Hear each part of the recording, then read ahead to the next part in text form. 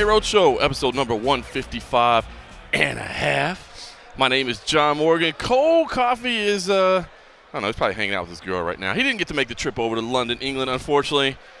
But I brought the British folks back to help us out for this post-fight show. Chamatkar, Sandhu, Simon Head, UFC Fight Night 127 is in the books. We're fortunate enough to be chilling here at the after party at the Canary Wharf Hilton. There was much revelry going on, much alcohol being consumed in positive and negative ways. And we just finished up with a pretty damn fun fight card. Turned out all right, didn't it? Yeah. We were a bit worried at the start. It was a bit of a sluggish start.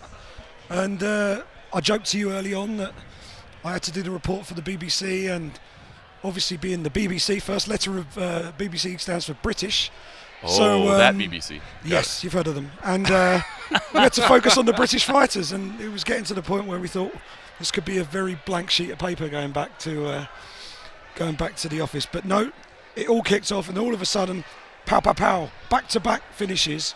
Paul Craig, then Danny Henry, and then Danny Roberts. And that just set the tone from that point on. And we've had a great night. It's been a fun event. Fantastic event. It really did. The bar was not, the expectations were not high, we'll say. And I guess that always helps to a degree. I think it's fun to just have realistic expectations. We said going in, I like watching cards where I get to see kind of who the next person is, kind of what's going on. So I enjoy these. And I think, I'm not saying you go in with an expectation that it's going to suck or whatever, but just go, hey, I'm going to watch some fights. And I don't know, I thought this ended up being a fun night. How about you, Sandhu? Yeah, I thoroughly enjoyed it. I know Dana White always says, don't judge a card until it's happened. But of course, to get to the widest audience possible, you want to have compelling storylines, right? Just to appeal to a lot more people. And we didn't necessarily have that coming in to this card, but in terms of the actual action that we saw on the night, some great moments, some great finishes, some record-breaking moments. Nuts. And I think we've come out, at least from a British contingent. Leon Edwards, we all talked about him, during the week, about someone that's kind of just started to turn up the volume on his personality. And I thought everything he did in the build-up, plus the action in the cage and post-fight, was completely spot on for him to now really start propelling things forward, and I love seeing that. And like you said, John, there's young fighters that are coming up, and you're trying to find out and see when you're going to start to notice a particular moment where everything changes, and that might have been Leon Edwards' moment tonight. I agree. All right, we'll go through this card. Let's start out with the main event. Alexander Volkov picked up a fourth-round knockout win over Fabricio Verdum. Guys, this was a surprise result, definitely an upset. I think all of us, all week long said, listen, we think Volkov is a live dog. He's a little bit more of a threat than I think most people were giving him credit for, but I think we all at the end of the day said, but this is Fabricio Verdum. The fight itself, I thought we saw the contrast in styles we knew we were going to see, right? I mean, Fabricio Verdum wants this thing on the ground at all costs. Yes, he'll strike to get there, but he doesn't want to stand and bang with you. Alexander Volkov, of course, doesn't want to be on the ground. He wants to use that reach, use that power.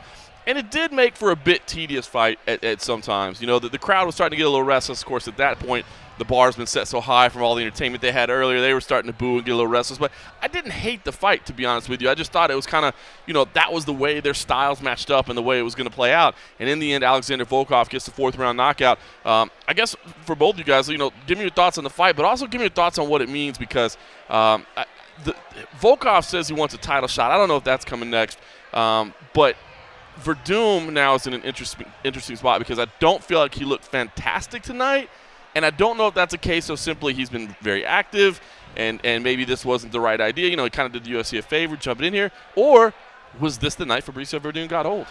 It was an interesting fight. It wasn't a particularly crowd-pleasing fight. About the first minute, 2 minutes, it looked like the Fabricio Verdum that we were expecting to see. Mm-hmm. He turned up with his now trademark flying head kick. Yep. It's almost becoming a running joke now. It is. Volkov basically stepped out and laughed at him because he's like, I knew that was right coming. Back at him. How great was that? It was like, okay, now let's actually start the fight. It was almost like you knew I was going to do that, but I had to do it. But then shortly after, he took him to the mat, and we were all like, okay.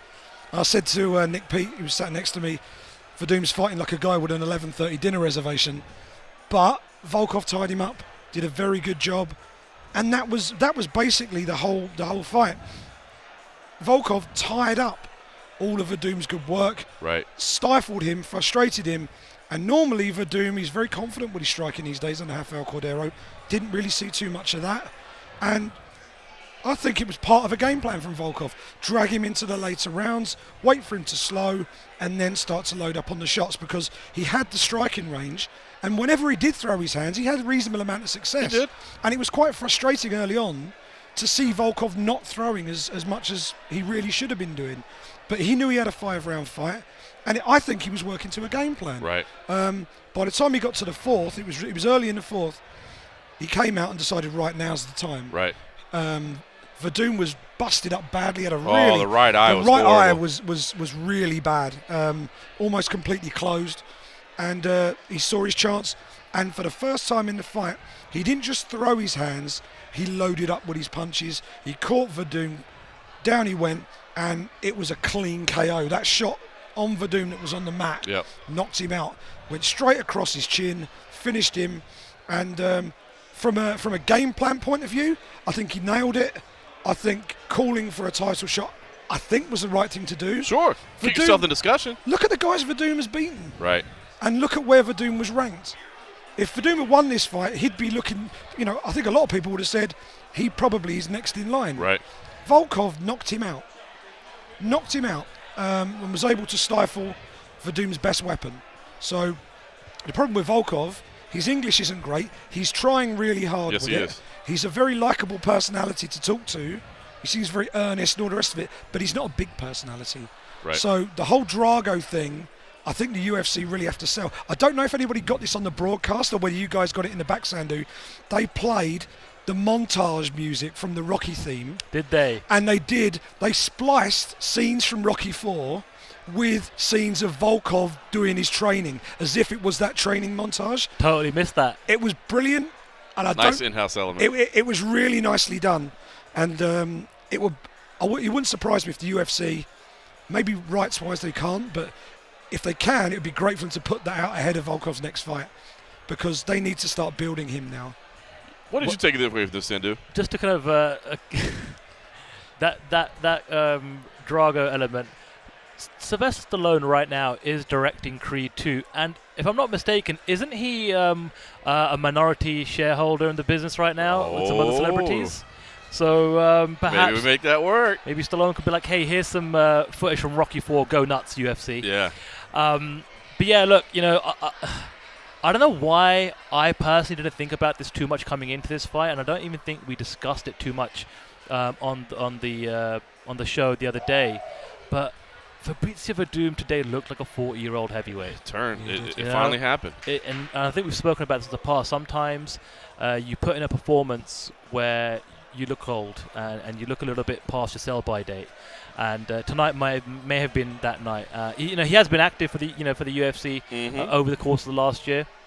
But I guess time is like quicksand sometimes as a professional athlete, and I think the sand seems to be running a bit quicker for Verdum than it has in the past, and adversely for Volkov, which is crazy to think about this, 11 years his junior, but has more professional fights under his belt. Crazy. And it may just be a case of, because he's got more fights under his belt, he's finally kind of started to figure out what game plan suits him best for his frame, for his skill set, and he was patient and took his time. Paced himself. Exactly. And it's interesting because when you look at the heavyweight division, you've got some fighters ahead of Volkov, as it stands right now, but you've got Overeem and Curtis Blaze are tied up. Right. I think everyone's in, agreement that we all want to see Derek Lewis versus Francis Ngannou next. Of course. Right. So the only other fighter that is currently ahead of Volkov is Mark Hunt. And do you if Mark Hunt is on his way out of the UFC, as he's been very vocal about, do you perhaps leverage another legend of the sport and another marquee name, match him up with Volkov before he exits the UFC to keep him busy? I like that idea, I'm to be not honest hating with it you. either. And also, it would be for Hunt a bit of a throwback to when he fought Struve. Sure. Another tall, rangy guy. But you take a look at Volkov's record in the UFC. Timothy Johnson, Roy Nelson, Stefan Struve, Fabricio Verdum. His performances have improved with every fight. Split decision, unanimous decision, TKO, and now tonight, knockout. Yep. He's getting better with every fight. I like it. You know, I'll say this about Verdum, and again, I think this was an indication that we need to be cautious next time out. You know, when you're breaking down that next matchup, like, hey, was that a one-night thing? Again, was it just a thing there? He had been too busy. Maybe he was fatigued a little bit. Well, you know, was it, you know, the training camp? These things happen, right? You have flat nights. But it did look like, you know, maybe he's turning that corner down the wrong road. But we'll see. There were shades of Verdum there, you know, some creative striking. The little step under move where he basically went to like an inverted guard on the leg and got under the limb and actually moved to the back once and nearly did it a second time. Because the first time it happened, I thought he just made some shit up on the fly. And then the second time, he nearly did it again. I was like, no, he actually knows what he's doing right there. Incredible. So, I mean, it's still there. I mean, he's still an elite level heavyweight. But, yeah, I think the next time he goes out there, you're going to want to know, okay. And the other thing with Volkov, and not so much about the in-cage, but the out-of-cage, again, is I thought the post-fight press conference was interesting because, as you guys said, I mean, he's trying hard to speak English, and that's good. I mean, that makes you more, you know, have a broader appeal to a large audience. I think it's important, but it is hard because, you know, he gave a couple answers to me that I thought were really good answers, but he gave them in Russian and allowed his translator to translate it, and I think that's – you have to be willing to go back and forth a little bit, and so I kind of commend them for doing that. You know, Anderson Silva used to be a guy that I would actually do interviews with him, and I'd say, can you tell the translator just please have him speak Portuguese? Because I know that he has, you know, a greater depth of vocabulary, a broader sense of thought. But, you know, Anderson's Anderson. He's going to do what he does. And so he would answer in English anyway. And I'm like, I mean, thank you. You are Anderson Silva, and I appreciate your time giving me an interview. But I wanted to get more, you know. So, also, I thought Volkov was some thoughtful answers, and I thought it was, you know, cool that he was willing to say, listen, I'm trying to prove to you that I can speak English, but I want to give you a little bit more depth here, so I'm going to go Russian. And on video as well, especially, it isn't just what you say, it's how you're delivering it. And if you're trying to translate it in your head, you're searching for words, you're concentrating a lot. You aren't as expressive physically as well.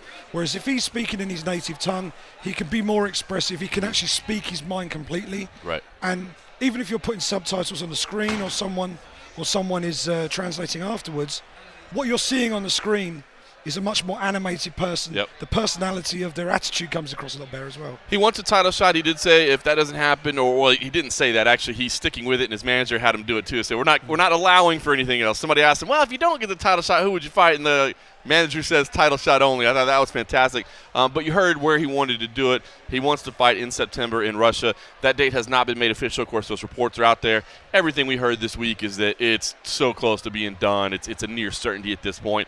He seemed to speak of it as like, I want to fight in September in Russia. I mean, if that happens, you know, so I think that would be a great spot to put him. I don't think it'll be a title shot, but I think it'd be a great spot to put him. 100%. And, you know, the one thing I will say is his suit game on the official media day was, as the kids say, lit, right? No kids. As you say, Sandhu. That's what old people say, actually. I think we've moved beyond kids saying it. I believe so. But I will say, having said that, very disappointed in his post-fight press conference attire. Just a T-shirt and like a track top, and I was like, dude, you just kind of, you know, had an amazing suit for the media day. Maybe kind of, you know, carry that theme on because, you know, like you guys have already talked about, you know, look, he doesn't really have the biggest, you know, outlandish personality that's going to grab attention and grab headlines and whatnot. But yeah, look, you know, if the UFC are going to go to Russia in September, then I guess you just kind of hold him for the time being. Right. You save him. Yep. September's only, what? 6 months away. 6 months away, right? Perhaps in the meantime, we can see what develops. You know, obviously Curtis Blades and Alistair Overeem are going to be fighting in the interim, and see what happens with Mark Hunt, for example. I think you might have hit the nail on the head right there. I mean, I don't know what Hunt's schedule or timeline is, but, you know, he's not a guy that fights all the time. I like that matchup a lot. You know, it's first of all, stylistically, it'd just be fun. You know, you see the tall guy against the short guy, and they're both strikers, so it'd be fun. So I dig that matchup. We'll see what happens. You talk about the personality of Volkov very briefly. He's prepared to put himself out there and have a go. BBC Three today, earlier this week, it was Rocky and Drago on the card. That's Leon right. Edwards was Rocky. What our video producer at BBC Three managed to do was sit Alexander Volkov and Leon Edwards across each other from a table and play Rock'em Sock'em That Robots. was a nice, funny little piece that BBC Three put together. And that Volkov had showed a they bit of made sense their of humor. video player embeddable, we would have put on MMA Junkie. So if you're listening, people at BBC3, Make it so that we can embed your stuff. I have asked the question. All right, let's talk about the co-main event. Jan Blachowicz picked up a unanimous decision win over Jimmy Manuwa. This was a toe-to-toe fight. I called it a thriller in my headline. I had a couple people on Twitter clap back right away. It was not a thriller. To me, I felt tension in there, man. You know, again, I don't think a pair of 205-pound sluggers are going to go out there and run around like flyweights. But to me, man, I felt like every single shot that was thrown had bad intentions. It was tense. It was back and forth. Manuwa gets busted up. He's bloodied, you know. But he's still coming forward the whole time. You feel like he could end the fight at any moment. Meanwhile, Blachowicz is retreating, but lacing that jab out there real well. And, I mean, how funny is it that this is a rematch that we all sat around and go, Jesus Christ, why is this fight even being put together? You know what I mean? Like, we'll take it, and these are nice guys and all that. But why are we even doing it? And now I'm sure you guys got to be like me. It's like, well, they got to do it again, right? They got to have a trilogy at some point. You got to do it. You got to do it. And it's funny, Walt Harris on Twitter sort of made a little bit of fun out of Jan Blachowicz at the start of the fight, called him a value brand Stipe Miocic. But he went out there, and Jan Blachowicz is a very, very tough man. Yes, he is. An incredibly tough man. And he talked to us in midweek. You wouldn't be able to have seen that interview because Abby unfortunately had a little mishap with the camera, which John didn't at all throw him under the bus. Not at all, not one bit. But he told us during that unseen interview that he'd gone back to his old coach, and that seemed to transform his game again and send him back to the Jan Blachowicz, who did so well in KSW, became their champion, and ended up joining the UFC. And when he dropped Manuwa with that beautiful 1-2, yeah. When Manuwa gets dropped in fights, the fight finishes very quickly afterwards. For Manuwa to get through that was a real sort of test for him. Gotcha. He got through it, and at that point it was like, okay, this is going to be a fight. And I thought he was done when he hit the deck, man. It was basically right in front of us on press row, and I'm like, that's he did that. a great Dude, job. The hooks and uppercuts that Blachowicz was throwing was crazy. And I told you at the weigh-ins, I had forgotten that Manuwa was bigger than Blachowicz, and that kind of shocked me because, you know, Jan has those long arms and the broad shoulders. Like, you stand next to him, it's just like a big dude. And then they got together at face. I was like, oh, yeah, Manuwa was bigger. I forgot about that. But, Sandhu, I mean, did you have as much fun this one? Because, again, I know it wasn't necessarily, you know, Mighty Mouse running around there or whatever, but I thought this was a fun fight. It was a fun fight. Again, I guess from a British perspective, and you know, as someone that's kind of followed Jimmy Manuwa's career, being a Londoner as well, unfortunate to see him, you know, take back-to-back losses now. Right. And I don't know, you know, obviously he's lost total momentum at the top end of that light heavyweight division. But look, going to the actual contest itself, rightly deserving the fight of the night honors for both men. You know, you want to call it a war or a slugfest or a slobber knocker. It was all of the above. Yep. You can't have watched that whether you were in the arena or on Fight Pass and not kind of think to yourself, well, I got my money's worth, so to speak, with that particular fight. But you know what's crazy is just the other day we were talking about how Jan Blachowicz, again, when he first signed with the UFC, he did the thing where he thought he had to go to a new gym, a new camp, get a new coach, right, to take him to that next level. And it didn't work out for him. And he went back to basics, went back to his old camp, his old gym, his old coach, and all of a sudden, he's now riding a 3-fight win streak in the light heavyweight division. That's probably going to propel him, you would have to think, if not top 5, just a little bit outside of the top 5, right? Yeah. I mean, Jimmy coming in. You got those top guys at 205 that are like head and shoulders of everybody else, and then it's kind of murky after that. I mean, Jimmy was 4 coming into this fight, right? Crazy. So he's gonna drop down a little bit, you'd have to think. But you know what? Look, you know, up until now, I think the face of Polish MMA, specifically in the UFC, has been Joanna Jędrzejczyk. Sure. She's a champion. But at the same time, the UFC signed Joanna. You know, when they signed Jan, right? He was supposed to be this guy that was like a destroyer in KSW, and there were a lot of people that thought that he could be, you know, that guy for Poland, you know, in the men's roster. And like, you know, look, we've talked about this before. 205 pounds is a division. Look at Volkan Ozdemir. You know, within a year, 3 knockouts, got a title shot. You know, if now, you know, Blachowicz can maybe get one or two more signature wins, and all of a sudden he's right there in the mix. And you know, I'd personally love to see, you know, him take on Ilir Latifi or someone like that. Maybe a Glover Teixeira or someone. So he asked for Shogun, and he's been asking for Shogun for a while. It's not the first time he's done it. Does that strike you as a little odd? I mean, no disrespect to Shogun. Shogun is a legend of the sport, had one of the greatest years of all time. But I don't know, man. I feel like you should be asking for something a little further up the ladder. I agree with you there, and the reason why I said he should be fighting either Ilir Latifi next, who's got a lot of momentum himself, or perhaps a Glover Teixeira, who's currently ranked number 3. It's because I actually want to see Jimmy Manuwa versus Shogun Rua. All right. Because Manuwa and Shogun Rua, I think, were destined to fight each other, a while back. Yeah. And it's a fight that Jimmy's been calling for a long time himself. Again, both Jimmy and Jan probably calling out Shogun Rua because he is a legend of the sport. Sure. They probably respect him so much, and it's funny because even at in 2018, Shogun Rua is riding a win streak of his own crazy, right? in the light heavyweight division. So yeah, but I agree with your take there. I think Jan needs to be looking who's ahead of him in the pecking order and start to strategically now put a fight together which can take him to that next level and hopefully a title shot down the road. There is something to be said too about what you mentioned. The way training arrangements are done. I do think that there is something to be said sometimes for being the center of the attention of the coaches.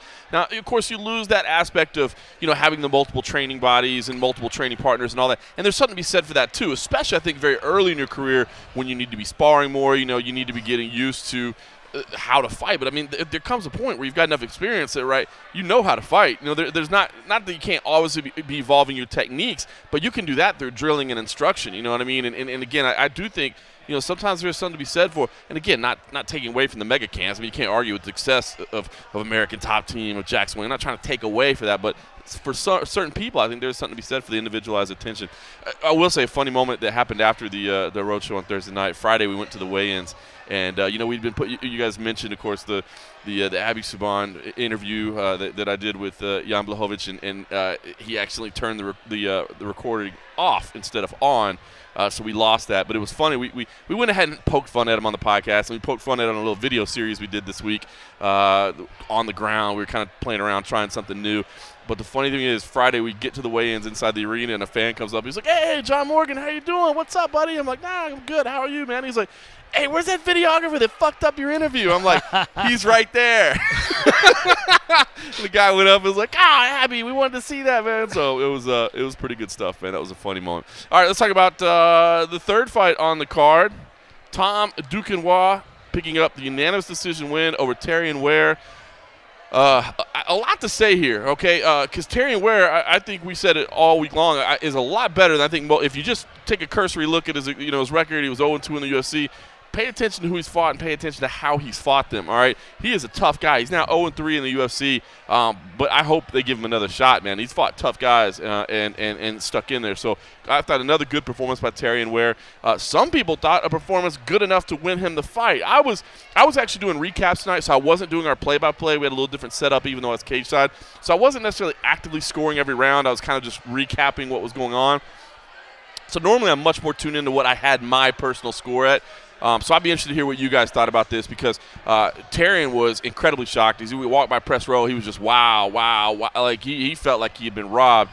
I don't know if a robbery. I thought the 30-27 card was bizarre. I didn't think there was any way Tom won all 3 rounds.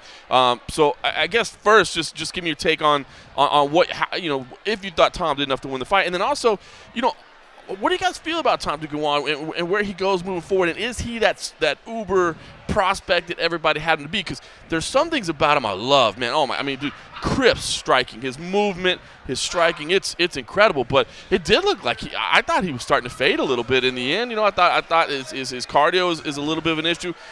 Again, he's going to beat a lot of people. He's impressive. But who do you guys think the right guy won? And where do you rate Tom Duquesnoy moving forward? I'm not really sure about the decision. I mean, I think it could have gone either way. It was a very close fight. I'm not going to kind of complain too much that Tom won. And I don't think I would have been complaining too much if Terrion had won either, to be honest with you. It really was that close of a fight, in my opinion, from what I was seeing in the action itself. I think for Tom, it was just good to get back in the win column. It was so much momentum and hype coming into his debut for the UFC and entering the UFC finally, and a lot of people were really, really pumped about him. And taking that first loss in the UFC, he's 24 years old. He is a kid. Let's keep that in mind. Don't forget about that. That's he's good 24 point. years old, And, far from being a finished product. Exactly. And I think if you're the UFC matchmakers, you just bring him along slowly. You don't need to fast track him whatsoever. He's raw talent, and I think more experience and strategic and careful matchmaking along the way. He is a product of course of the Jackson Wink team, although he did spend this particular camp completely in Paris. And look, sooner or later, MMA in France will get legalized. Sure. And he has aesthetically the look, the in-cage skill set to be kind of like that poster child for that particular market. Absolutely. At some point down the road, right? So you want to keep him in the UFC and just kind of bring him along gently and nicely, in my opinion.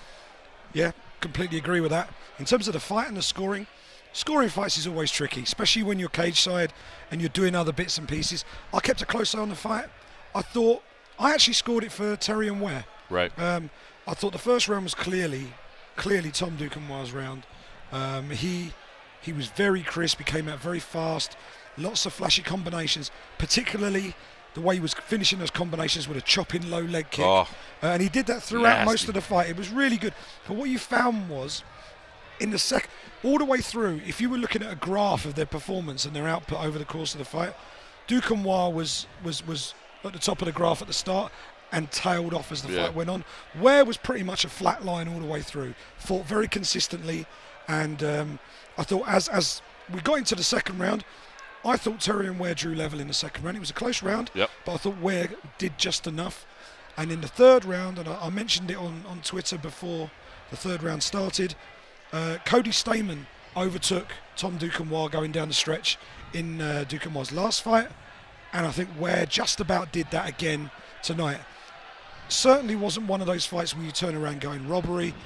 I know one of Terrion's coaches was absolutely dumbfounded when he walked past on, after the fight, and Terrion was sort of shaking his head in disbelief as well.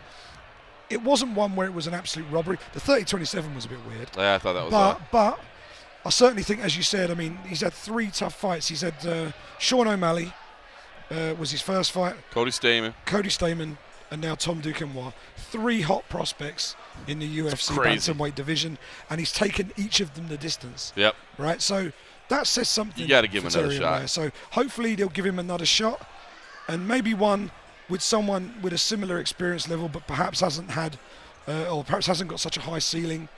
Give him a chance to, really, really show his stuff. Basically, what you're telling me, Simon, is that was the second fight in a row on the card that you jinxed, because that one you said, Terrion's got this 29-28. You told me that on Skype, and then he lost. And then on the previous fight with Jimmy Mano, you said, anytime I've been cage side, Jimmy has won. And I did. In both of them. I then followed it up with, I did, yeah. Yeah. You were the bad luck charm tonight, Simon. I'm a Jonah. All right, the main card kicked off with Leon Edwards picking up a win over Peter Svoboda. It's funny. I think I went 0-4 on my picks tonight. I'm just going to throw that out there. I'm not going to say I put a lot of research into him. It was my birthday week, so I was pretty quick on the picks. But I did think Peter Svoboda was going to cause Leon Edwards some problems on the ground, and he did. He did. I thought Peter Svoboda, has looked resurgent in his second run in the UFC, and I thought he turned in another great performance. But Leon Edwards, it looks sharp. Thinks he's the best welterweight in the division and in the UK. I thought he did a great job, throughout this fight, battling out of some tough positions, pushing until the final bell. One of 2 third round 4:59 finishes on the night, which is insane. But Sandhu, I know you were high on his performance, and then as you said, man, he's putting it all together. We talked to him beforehand. He said, I get it. This is not just about wins and losses. You got to be entertained. And he gets out, points at Darren Till, who's sitting cage side, and says, "You want somebody for Liverpool? I'm your man." And then basically mic drops. He's like, "I'm out."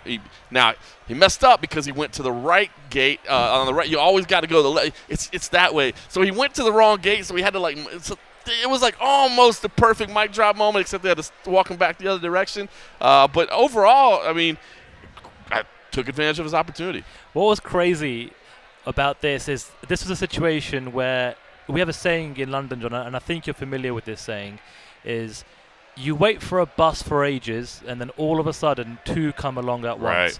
Earlier in the night, and I'm sure we're going to get there, Paul Craig broke the record for the latest finish in a 3-round fight we're talking milliseconds Right. to spare.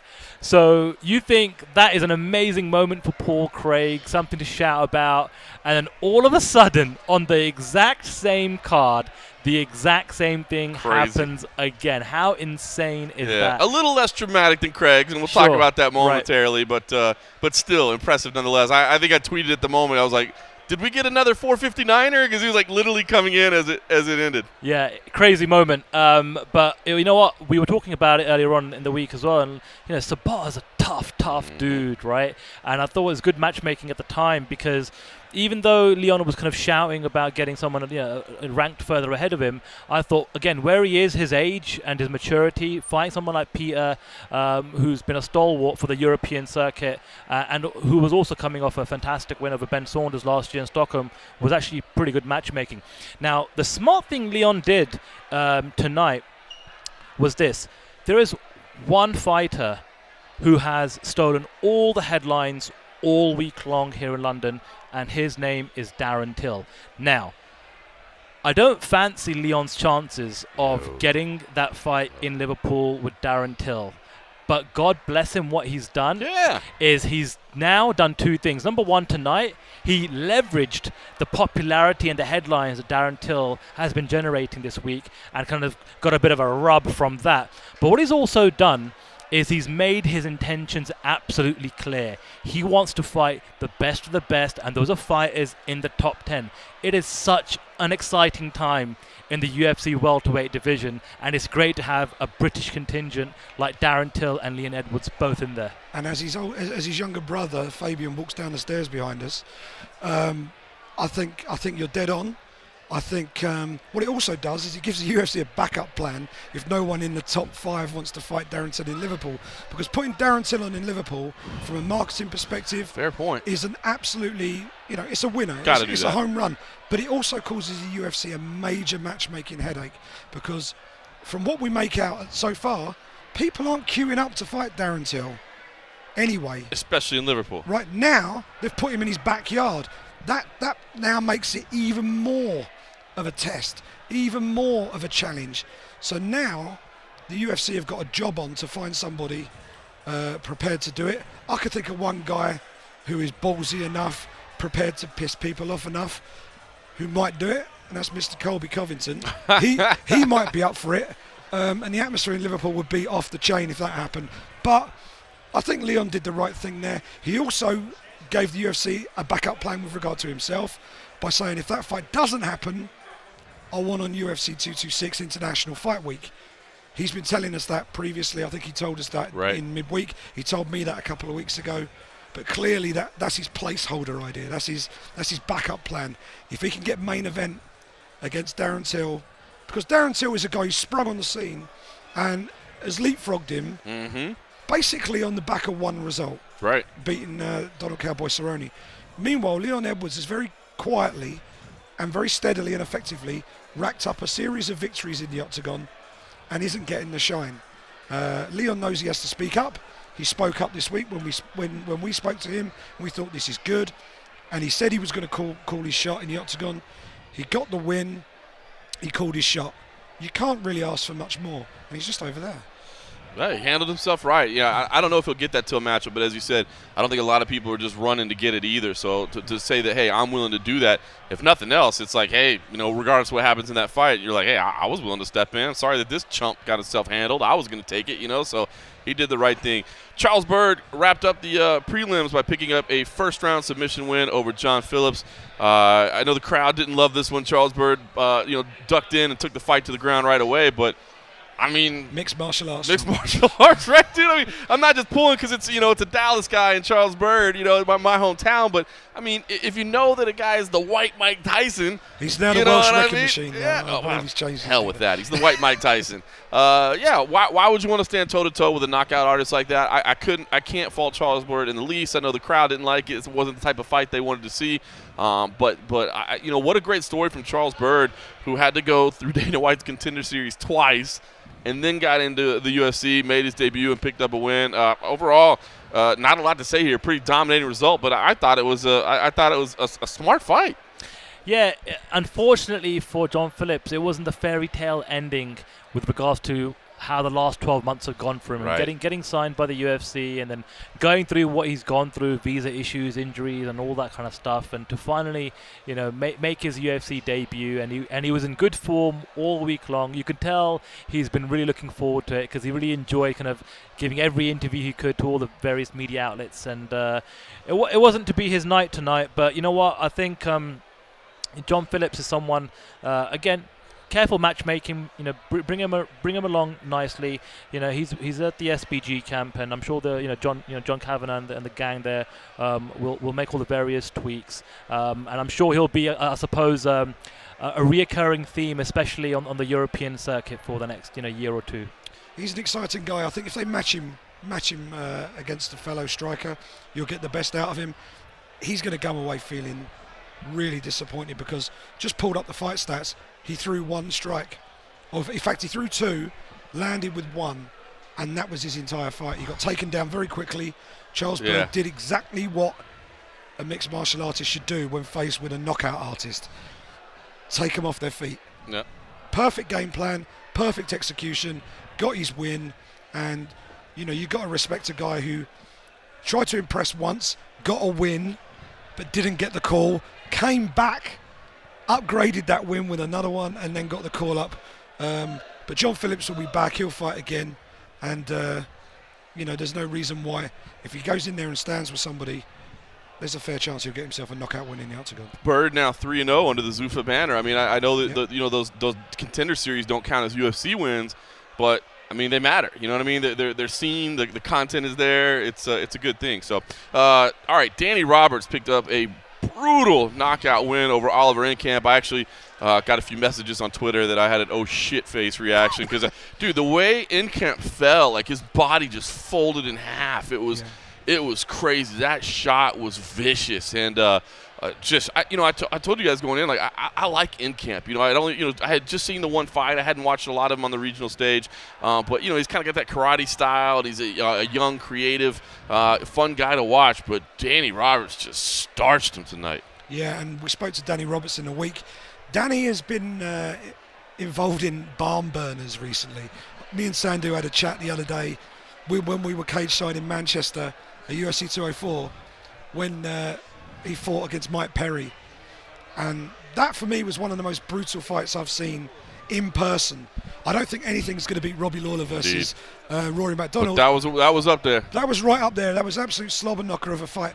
This one, he said he was going to put him away. He envisaged a finish, and that's the last 4 fights that Danny Roberts has been involved in have finished in a KO, not a TKO, a KO.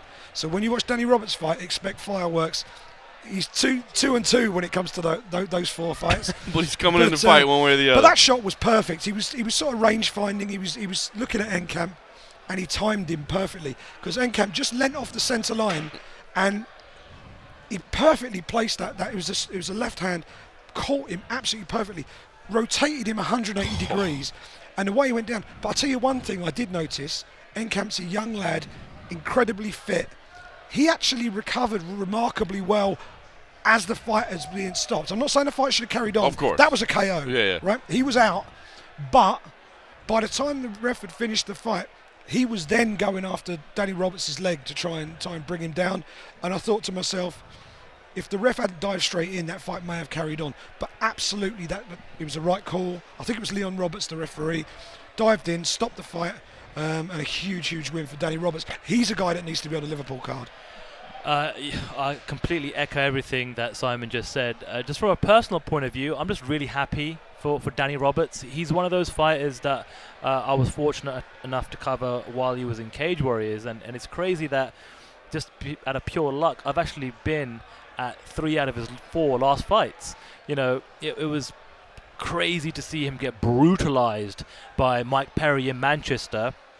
He bounced back, gets a win against Bobby Nash, and I was actually in Winnipeg for his last fight, and it was funny because on that Fox card he wasn't really kind of given any shine in terms of exposure to the media on the official media day, but we were kind of running into each other in the bar, and he was like, hey, you know what, respect, we go way back before the UFC, right? Yeah. And I was like, look, tip of the hat to you, good luck to you. It didn't go his way that night, and then tonight, you know what? You could just sense how happy he was to come off a loss, come back home to England, get onto a card here inside the O2 Arena, get out one of the best, if not the best, finish of his career. And what was interesting about speaking to him backstage when we were having the media scrum... Ed Soares just came over to gloat, by the way. that this guy got the job done. He's a happy man.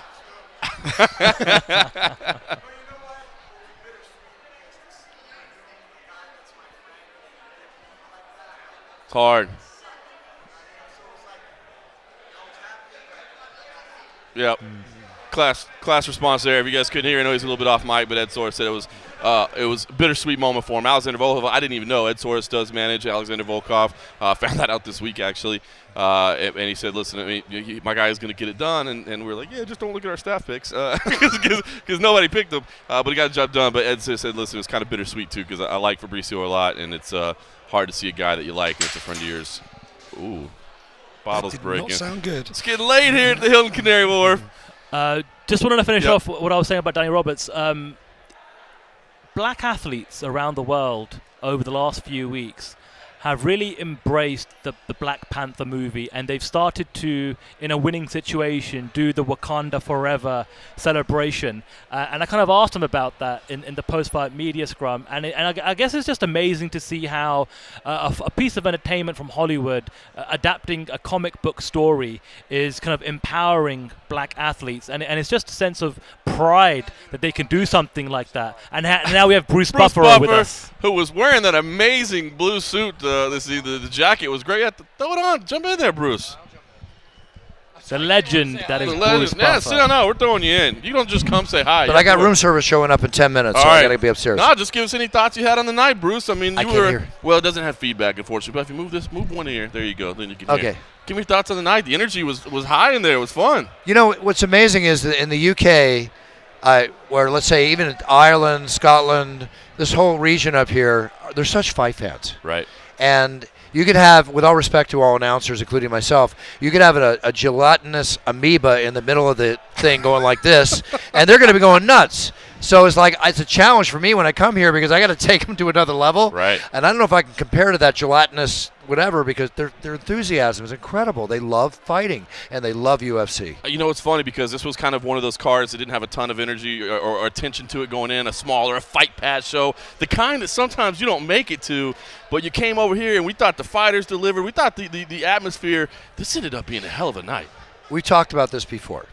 And every time I hear people say, oh, that card sucks, or that card has nobody names, whatever, that means that 9 times out of 10, what we're going to see is talent coming up, male and female both, that are proving grounds and the greatest proving ground for fighters known to man, the UFC octagon, and they're going to bring it. Mm-hmm. And sometimes the fight of the night is the first prelim on Fight Pass. That's right. And tonight we're all on Fight Pass, yep. Wherever else we are in Europe, and it was a treat. Anything stand out to you? I know you're a fight fan at heart. You're not just a guy that gets in there and announces. I mean, you love the sport. You love martial arts. Anybody stand out to you tonight? Yeah, but in answer to your question, John, you know me better than most people know me. I can't fake it in there. My passion rises in there. And tonight lifted me seeing all these great warriors coming in and putting their blood, sweat, and tears on the line. And it lifted my announcing to take it to the next level for the fans and the fighters both. However I do, love me or not, whatever you think. But I did what I could do best. And it was because the energy was so extreme. Yep. And the talent was in there to prove itself. And I love these shows. And you know the shows I miss are not the shows I want to miss. You'd do them all if they'd let you. Well, if I'm not, I'm somewhere else. That's all I can tell you. Yep. I'm not going to make you break news, but should we just tease that you've got lots of news coming? You showed me a couple things tonight that I don't think we can talk about yet, but they're pretty exciting projects. Well, I'm going to tell you one thing, and I'll tell you a little tidbit because we broke it out the other week at Hakkasan nightclub in MGM in Las Vegas. But one of the top DJs in the world is Steve Aoki. Right. And the man is famous for throwing the cake in people's faces, but he gives amazing DJ performances. And now, as in the last 10 years, give or take, DJs have become superstars. These guys are making hundreds of thousands of dollars a night, as Steve Aoki does. So he'll be on his jet, public, private, whatever, probably private, and he'll fly to 5 events a week from England to China to the United States and then do it again the next week. Nuts. He's insatiable. So we did a couple of appearances together with Celine Dion, and I did a benefit. I wanted to give back to the families of the people from the Vegas shooting massacre. Oh. And Hakkasan, along with others, put together a great benefit. And Steve Aoki was part of that night. And we did that with Celine Dion. And we talked, and then I saw him at New Year's Eve where Hakkasan had me back. And we did New Year's Eve together. I did the countdown. And he did his thing. And I said, Steve, you know what? It's time for the It's Time song, isn't it? And I don't know anybody else that let do it. I've been approached by, I won't even name names right now, but you know what? I would love to do that with you. I got a text the next day. It said, it's happening. I got a great idea. That night I'm playing poker, okay? I'm in a great cash game, action flying. My phone on FaceTime rings, and it's Steve Aoki calling me from his studio. I got the song. Wow. So April 6th, and I'll leave it at that, is the plan. We're going to be doing a release, and I'll just tell you that possibly I'll be doing a song with Steve Aoki. Very cool. And it's very cool. It's a very cool experience. That's fun stuff. All right, man. Well, I didn't mean to steal your time, but since you're here, we wanted you to. I know I'll you give you got to go another get 5 your room, minutes so. because I really don't want to get up. I'm just kidding. Well, you don't get up. We were just we were going to the where were we at on the card? Danny Henry with the submission win over Hakeem Dawodu. We were all excited about Hakeem Dawodu, a Canadian that was making his debut, but he goes in there and Danny Henry rocked him with the right hand and then got a hold of his neck and just would not let go. Nasty. Hakeem was jumping up and down, twisting. He was trying to counter. He was trying to get his back to the canvas. He was doing the right things, but that choke was just brutal. Well, it was intense as it was trying to figure out how to say his last name. But, it all came out okay. But, this is part of the thing about tonight.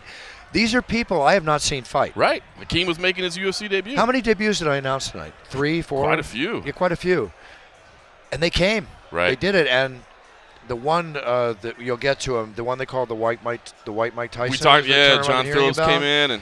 He got taken down, and we didn't see his talent, and I so much wanted to see what I've been hearing all about. Right. But I'm sure he'll be back. Oh, definitely be back. He had a rough night, Well, it's called go home and practice a sprawl. That's it. Well, Yeah. that's what, the crowd booed when Charles Byrd take him down, and we talked about that. We're kind of going in reverse order on the card, but that's what we thought too. Is that if you're going to fight a guy who's called the White Mike Tyson, take him down. Don't go stand with him. Well, that's the game plan, right? That's right. Although I hate booing, as you know.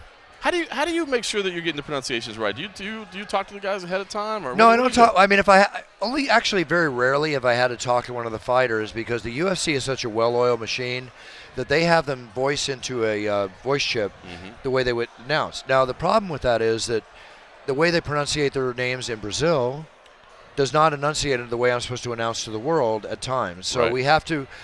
Let's say John Anik and I are working together, or Hardy and everybody together. We always get together before the show at some point, and if there's any questions, we'll cross back and forth because we have to be in sync with each other. Right. But remember, when I announce, I don't say it like they do. Right. I say it like I do, which is to whatever level I get to. So it's only in respect to the fighter. We have to be in sync. So it's all cool. But that guy, I want to see I haven't seen any video of him, and I was hearing about this for a week. Dawodu or Phillips? Phillips. Oh yeah, Dawadu's amazing too. This was a guy that's I think we'll see back of him. He's a Muay Thai wrecking machine, but he got caught with the right hand. He got choked out. But I liked Paul Craig. Just to talk about that. What a gutsy performance. Paul Craig versus Magomed Ankalaev. Magomed Ankalaev was, let's just say, kicking Paul Craig's ass, man. He was dominating from start to finish. The judges had given him the first 2 rounds. He was definitely losing the 3rd round as well. That might have even been a 10-8 round. And in the last second of the fight, in fact, our photographer, Per, was sitting next to the timekeeper. He said it was 4:59.68. So a third of a second left. Gets the triangle choke and earns the tap out for Magomed Ankalaev. Paul Craig was on the verge, 1 second, of losing his 3rd straight UFC fight, would have been gone from the organization. Instead, he gets the win and a $50,000 bonus. Well, tonight as other nights I've seen him, he has a very low resting heartbeat, shall we say. I think he should change his nickname from Bear Jew to Cool Cat. Paul Cool Cat Craig. I like that. Nice. Because some people don't like the nickname the Bear Jew, yeah. which is from Inglourious Basterds. Right. The role he played. But Paul Cool Cat. I'm putting it out there, Paul, if you're listening. I'm going to say Paul Cool Cat Craig. There's not one fighter I've announced yet, if I'm not mistaken, that has ever called themselves Cool Cat, and it's a name I've used to refer to fighters like George St. Pierre and other great fighters we know that in the midst of the greatest friggin' battle they can possibly be in are just cool cats, right? But nobody's ever named themselves Cool Cat. I like that. I've never heard one either. What was that like getting in there? The emotion from those corner, afterwards. Obviously, just the disappointment of Ankalaev, the high of Craig. You got to remember that where I'm sitting, that the red corner is right beside me. That's right. So I'm hearing and feeling every emotion going on, and there was some red corner emotion tonight in this night of fights for sure, right? Manawa. I mean, should I go on? Oh. Paul. All this going on there. It's just. I love my job, John. It's awesome. It's so cool to be a fan first and an announcer second, and to have the best seat in the house and experience the interaction amongst these. I love this. I love this. What's your schedule coming up? We know we're getting you in Brooklyn. Obviously, that's a huge pay-per-view, massive card. But then it gets kind of international and stuff. What are you doing? As far as UFC, but I'm always doing other stuff. But, I mean, are you on a good run of shows? Yeah. People like you. You're part of the brand now. People don't like to show up to the UFC and not get their Bruce Buffer. Thank you for saying that. My mom says that. If you say that, I'm happy. I really can't comment beyond that. I just go out there, like I said, to do the best job I can. I'm a kid in a candy store. Right. I mean, let's be real. That's what's up. But the trick is to make it look easy. Just on that theme, I do want to follow up, Bruce, because obviously with Liverpool being announced, everyone's just referring to Dublin 2014. Conor McGregor, Diego Brandao, and that was one card that you didn't get to announce inside the arena. But can you just talk about potentially announcing in a very intimate arena, the Echo Arena in Liverpool, on May 27th? Because everybody here is getting really amped up and excited about that. I'm amped up over too. I even told Darren when I saw him tonight, I mean, just congratulate. This is it. This is when I say it's time, the reason I say that is because this is really the moment we have all been waiting for. This is the moment of truth, and this will be his moment of truth.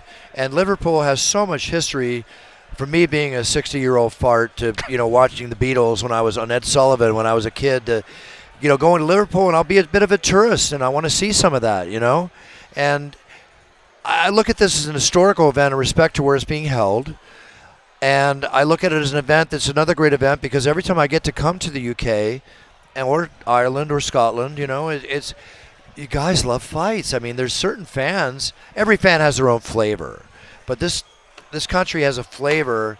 They love fights. Whether you drink a couple pints and you throw down, or you watch them on TV, you love fights. And I love performing for you fight fans. It's awesome. Liverpool's going to be great. Darren, how big is Darren Till as a welterweight? That dude is huge. That dude is massive. Hello, Mr. Wizard. He doesn't look like he looks so much bigger. I agree. Guy could easily be a middleweight, if not a light heavyweight. But he's another guy.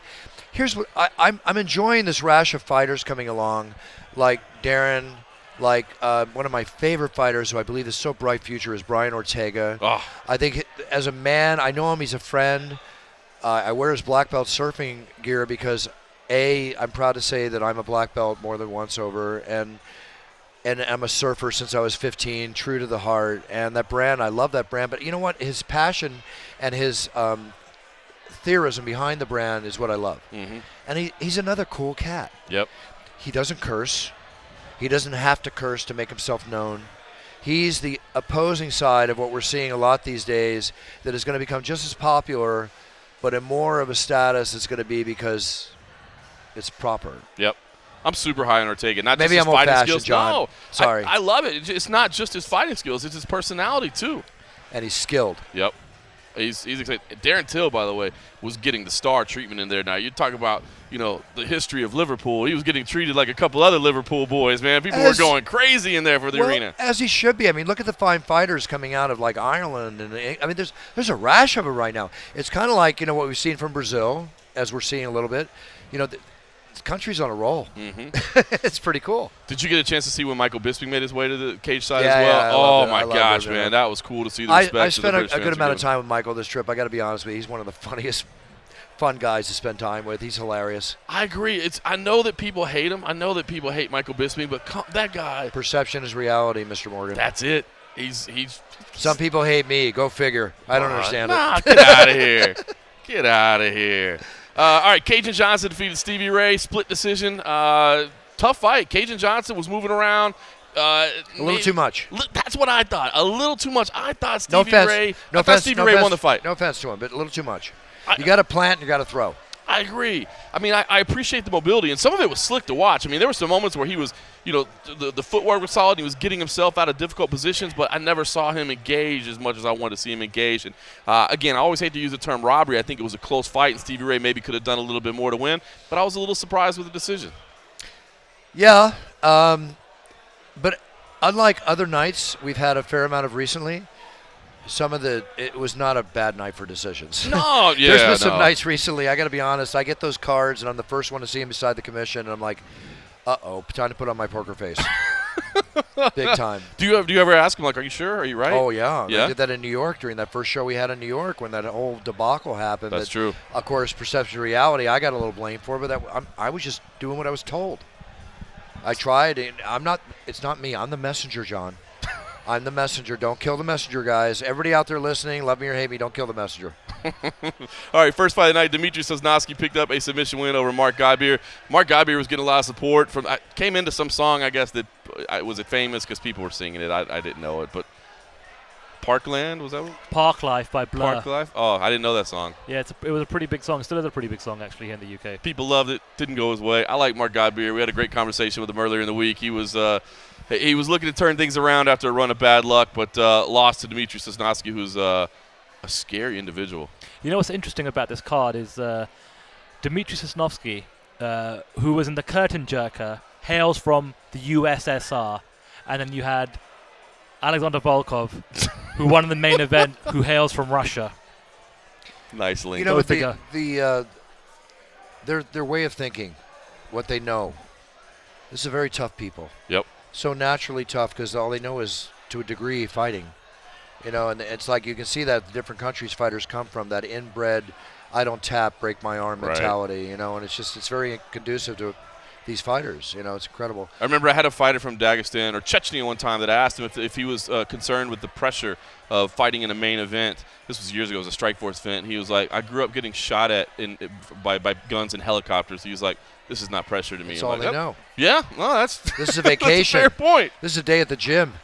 Well, all right. I gotta go up, guys. Why? Because room service might not be there. It's supposed to be there about. I gotta get my room service. Are you getting food too? Back at the ranch. Okay, hello, John Morgan, folks. Every day he's here performing. Thanks, Bruce. I appreciate you sitting down for a second, man. It's good. Take care, guys. Appreciate it. Thanks, Bruce. Nice Sincere. one. Thank you. Simon Head, you're a good man giving up the headset to the legend with Bruce Buffer. Not often we get the step in from Bruce Buffer, the surprise appearance. Listen, when the My podcast, in fact, you can get championship introductions at brucebuffer.com. There you go. The man just wants a plug. That's all. when the legend Bruce Buffer is It's in the time house, podcast. damn Get your right. championship introductions. Call him. He'll record for your birthdays, weddings, bar mitzvah, Podcast.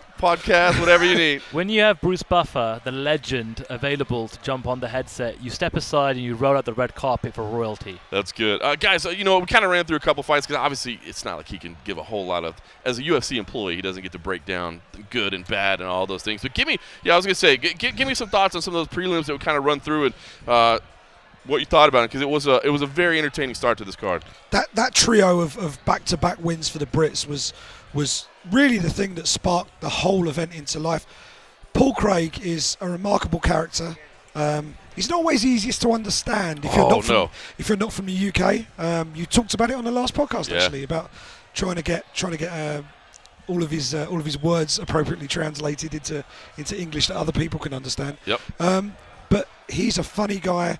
He's actually a part-time teacher, or he's a full-time teacher, but he's gone part-time in order that he can pursue a fighting career.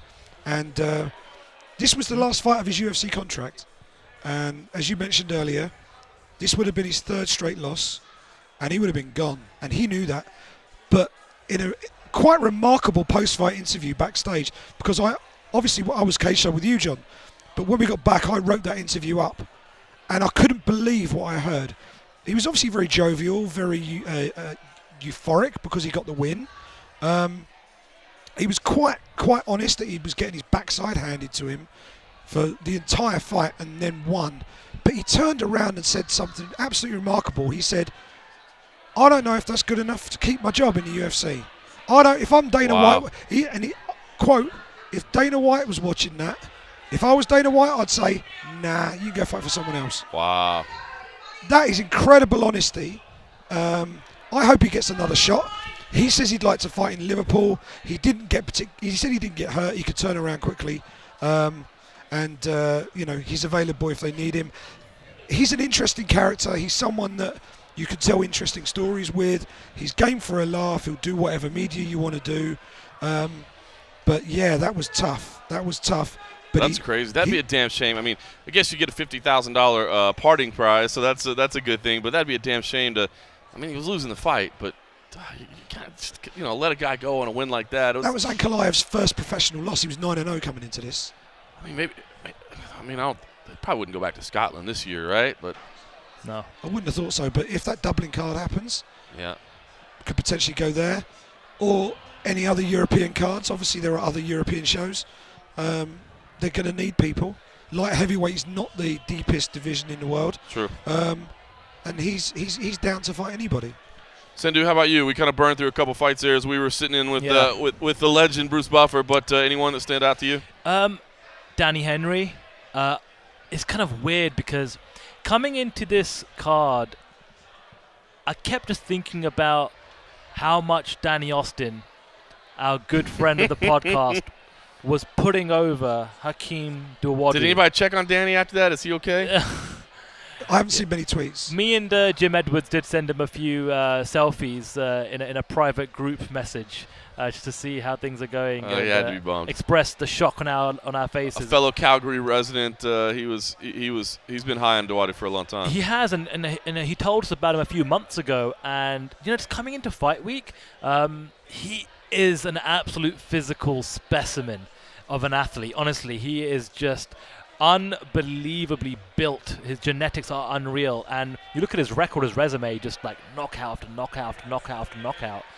And outside of Paul Craig doing the unthinkable against Ankalaev, that for me, in a weird way, even though Hakeem was making his UFC debut, was kind of like the upset of the night for me. Right. Like, he was one of the fights. He was one of the fighters that I almost was locked in. Okay, right. Hakeem. He's like, this trend of new fighters in the UFC making a stamp, making an impression on their debut or their second fight. I thought Hakeem was going to be that guy for this card to continue that run of young fighters making an explosive, debut in the UFC. But it wasn't to be, and all credit to Danny Henry. I have to say, like, we spoke to him about. It's funny. Danny Henry's post-fight media scrum was the shortest. It was like 2 minutes and 40 seconds.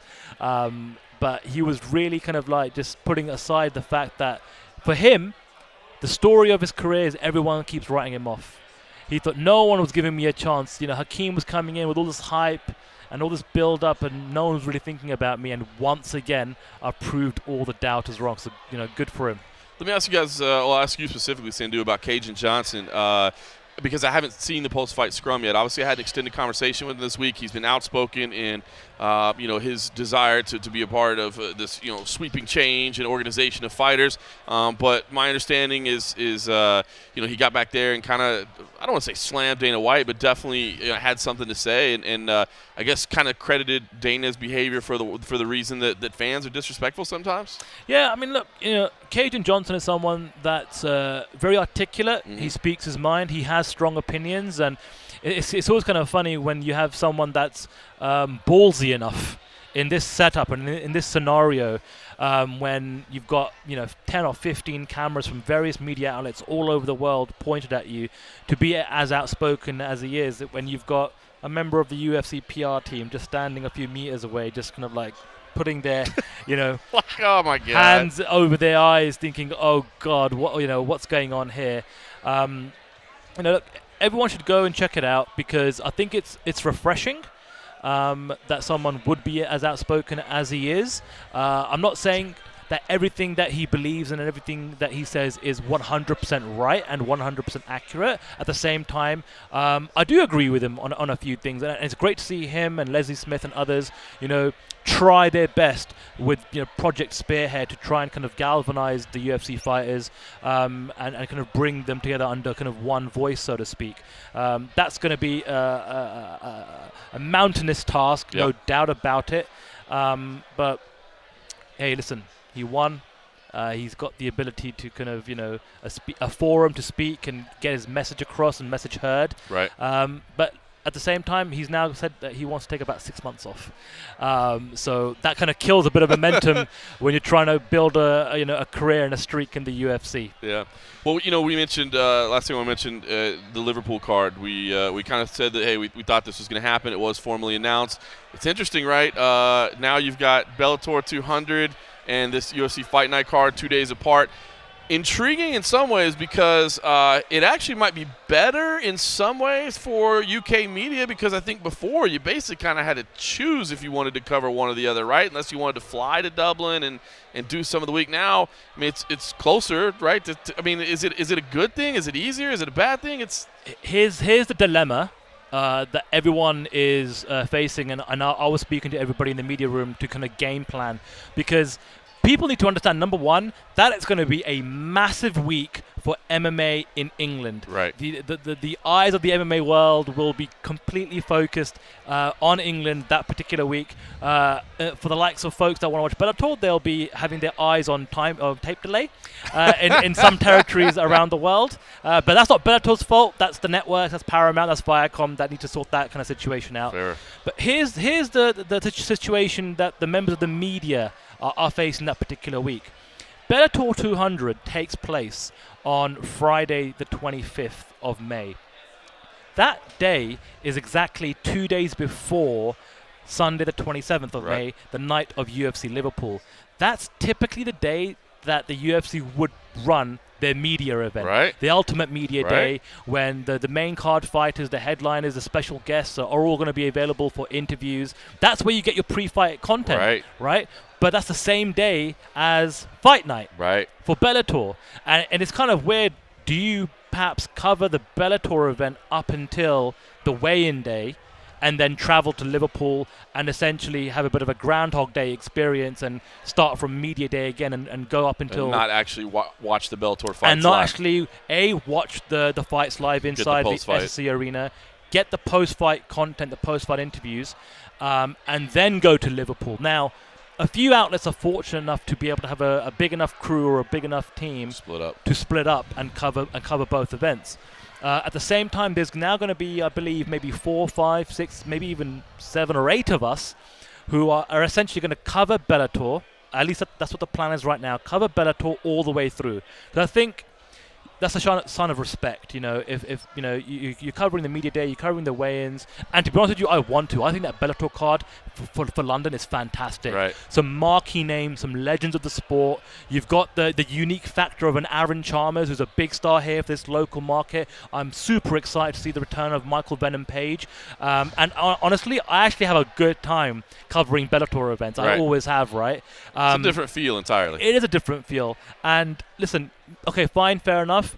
We perhaps, some of us may miss out on the opportunity on the UFC Liverpool media day. Right. But hey, we'll still get there in time for the early morning weigh-ins. And what we're thinking about doing is the minute Bellator 200 finishes, a group of us are thinking about getting a taxi or chartering a van or some sort of vehicle that will get us to Liverpool overnight, over a 4 or 5 hour drive, a road trip, so to speak, and get there for the official weigh-ins for Liverpool. But it's going to be an amazing week, and I'm looking forward to both. And I'm so looking forward to Liverpool. And I have to say this. If anyone is listening to this podcast right now, hear my voice, please. If you can afford it, if you have the means to do so, if there was ever one event, one show, I implore you to pull the trigger on. Do whatever it takes and get to this Liverpool event. Beg, borrow, steal. Do what you have to do, right? Because, John, you were there in Dublin. That was amazing. In 2014. there is something about the UFC going to either a new market or a new city at the same time where a local hero is going to be headlining the card, and it's going to, all the stars are aligning at the moment for this Liverpool event. Nothing can beat an amazing electric atmosphere of the crowd throughout the entire night, where you see a crescendo building up until the main event. That's exactly what we saw in Dublin, and you ask many media members who were there in Dublin for Conor McGregor versus Diego Brandao, and they will still say, in terms of experience, atmosphere, that is the best night they've ever experienced covering this sport in their entire life. It was very special, and I think this has all the makings to be very close to replicating that, if not perhaps even topping it. Who knows? Very cool. Simon Head, you've been a big part of our coverage this week. I really appreciate everything you did. Any parting thoughts after as we put the bow on UFC Fight Night 127? First off, it's been great to be a part of it. It's been a while since I've been on the road. Yeah. And it has been good to get the band back together again. It's been good fun.